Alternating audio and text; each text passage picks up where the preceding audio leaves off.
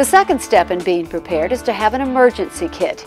You never know where you're going to be when trouble hits, so ideally you should have a kit at home for your family and other smaller ones in your car and at work.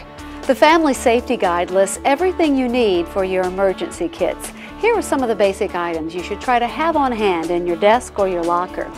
You should have some bottled water and non-perishable food.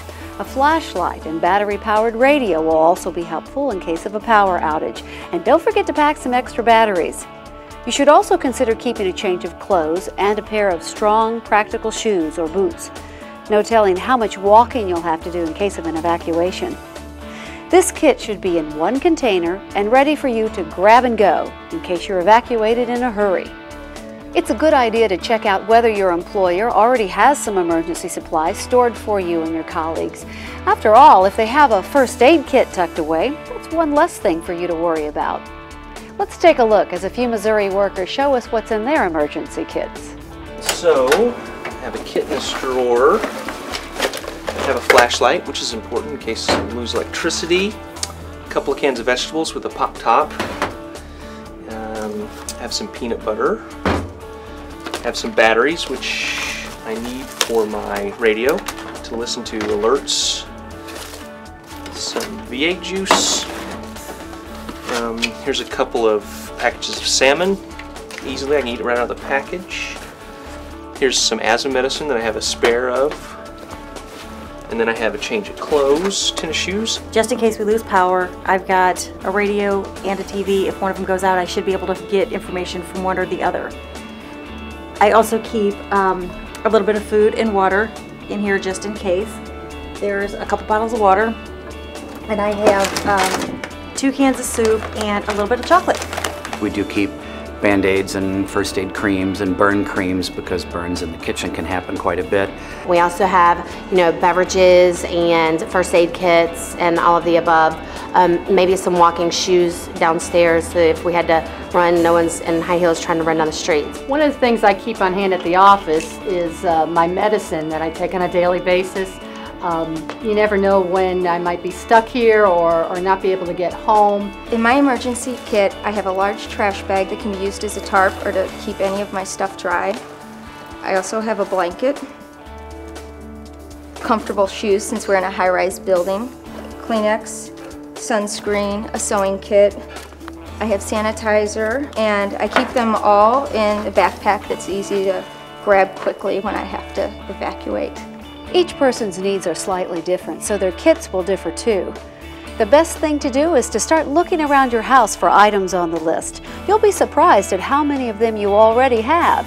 After all, you don't need to spend a lot to be safe.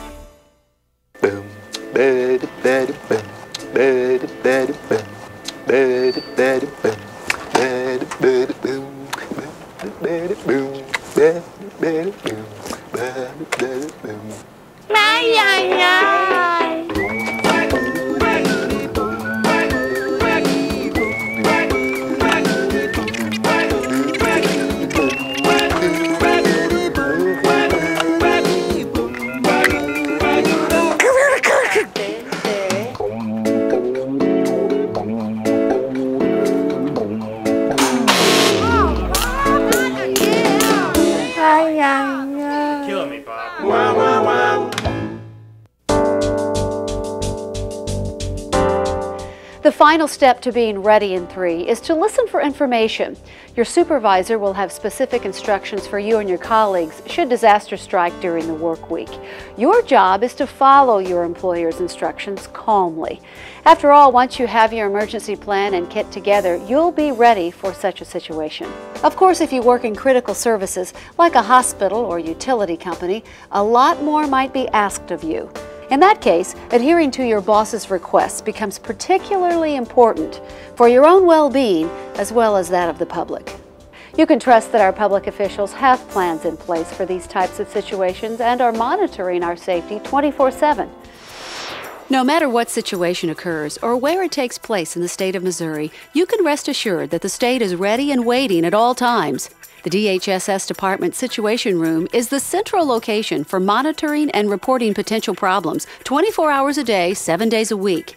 All local public health agencies, doctors, hospitals, and law enforcement know to call the emergency hotline anytime if they suspect there is a public health emergency or bioterrorism event. This computer system tracks the emergency rooms in hospitals all across the state. And folks here are constantly monitoring many different things, ready to determine when they have an emergency on their hands. Should a crisis arise, Missouri's Department of Health and Senior Services works with the FBI, Homeland Security, the State Emergency Management Agency, local police, and others, including the governor, to determine the best response. The state of Missouri has plans in place for all types of crises, and state officials have conducted many practice drills for everything from chemical spills to lots of people getting sick and needing medicine at one time. But no matter what type of emergency, a few things stay the same. The experts here always work with state and local law enforcement and also notify TV, radio stations, and newspapers. CSR to OPI. Over. That's why it's important for everyone to listen for instructions. It's good to know that local, state, and federal agencies have plans to protect us all. But remember, you are responsible for your own safety.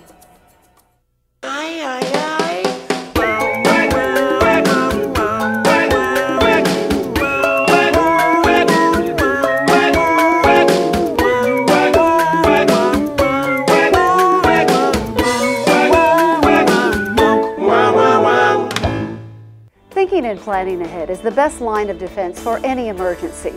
Don't get carried away like Bunker Bob, but do take an active role in you and your family's safety by creating a plan, preparing a kit, and listening for information. And once you do, be sure to check your plan and your kit every now and then to make sure everything is still good. Whether at home or at work, remember to stay alert because emergencies can happen anytime to anyone. And now you are just 3 easy steps away from being ready in 3.